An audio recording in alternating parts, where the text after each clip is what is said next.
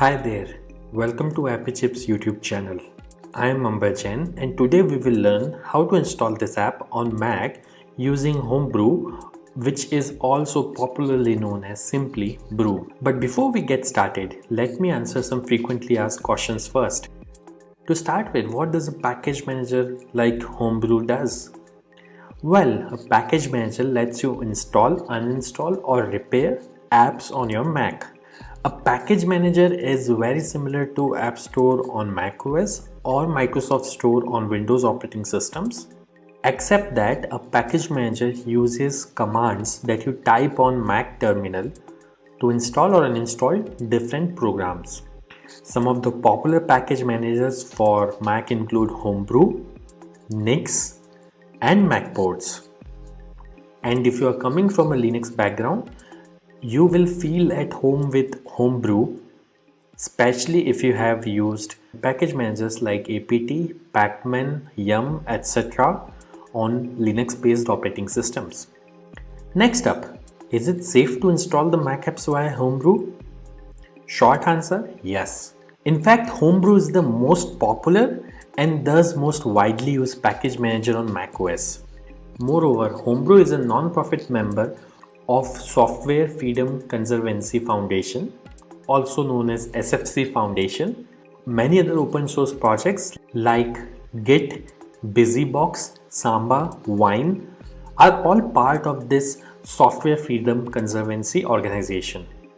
Also, you might be surprised to know that Homebrew is the most forked project on GitHub and it has the largest number of contributors on its GitHub repository. Many devs at organizations like Google, Apple, Dropbox, Stripe, etc. use Homebrew to set up different development environments on their MacBooks and iMacs. Next question.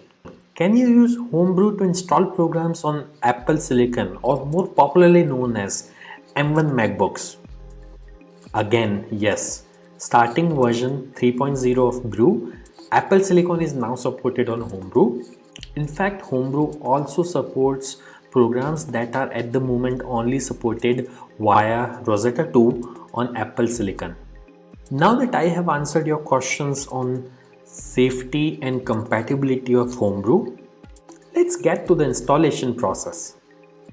Before we can install anything using Brew, we need to install the package manager itself, that is Homebrew, on your Mac. So let's see now how can we install Brew on Mac. Let me open my Mac here. First, you need to press Command and space on your keyboard. This will open Spotlight Search on your Mac. And then you have to type terminal.app. You will see this terminal app. Simply double click on it to open terminal. Let me maximize this terminal window. Now we need to copy paste the command to install Homebrew from the Brew website. So open your web browser and simply go to the website brew.sh. Once you are on the website, you will see this section called Install Homebrew, which has a command that you can simply copy by clicking on this button over here. Once it is copied, you have to go back to terminal, right click, paste. Now that the command is copy paste over onto this terminal, press enter. This will start Brew installation. Now it is prompting me to enter my user's password on Mac. I am going to type the password now, but it won't be visible on your terminal. Once you have entered the password, simply press enter, and if the password is correct, the script will continue.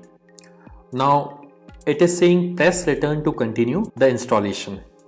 I'll press enter here, and this will start the installation of Homebrew on my Mac. Let's wait for this to finish. As this message here says, installation successful. So that's it. Brew is successfully installed on your Mac now. Now before we proceed, I would like to highlight that Brew collects anonymous usage data via Google Analytics. As you can see on this page, if you want to opt out, you can simply run this command brew analytics off and press enter, which simply disables the anonymous usage data collection on your Mac. Now let's update the package database locally by pulling the metadata of the latest packages on a local map from the central Brew repository. This should typically take less than a minute to complete depending on your internet connection speed. To do so, simply type the command brew update and press enter. As you can see, my local Brew database is already up to date because I just installed Brew on my system. Now to install the app, let's run the brew install command. Mind you, if during installation, if you're prompted to enter a password, enter your Mac user's password to continue.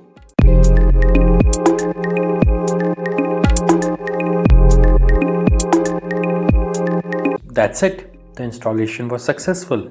If this video was useful, don't forget to hit the like button. And if you faced any problems during the installation in this video, please leave a comment below and somebody from AppyChip team will reply back to you.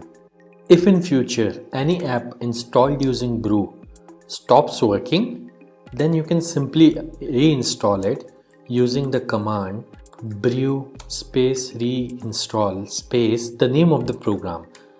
For example, I'll try to reinstall this program called Hello, which is already installed on my system.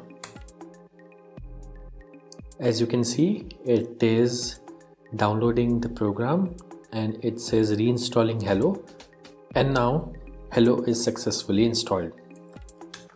And if you want to uninstall any app installed using Brew, simply run brew space uninstall space the name of the program. In this case, I will try to uninstall the program Hello, which is already installed on my system.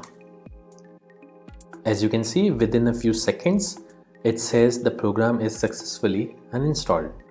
Also, over time, Brew might end up consuming disk space on your Mac as it keeps installers of the programs that you had installed on your hard disk in a cache directory. So you can use the brew space cleanup command once every 6 to 12 months to free up some space on your Mac. This command removes app installers and older versions of the packages only. It would not uninstall any of the apps that you have installed. As you can see, Brew cleanup was successfully run on my system. So do subscribe to our channel, as we have tutorials for installation of over 9,000 programs on Mac, which will come handy. If you need to install other apps on Mac in future, chances are that we have got it covered already.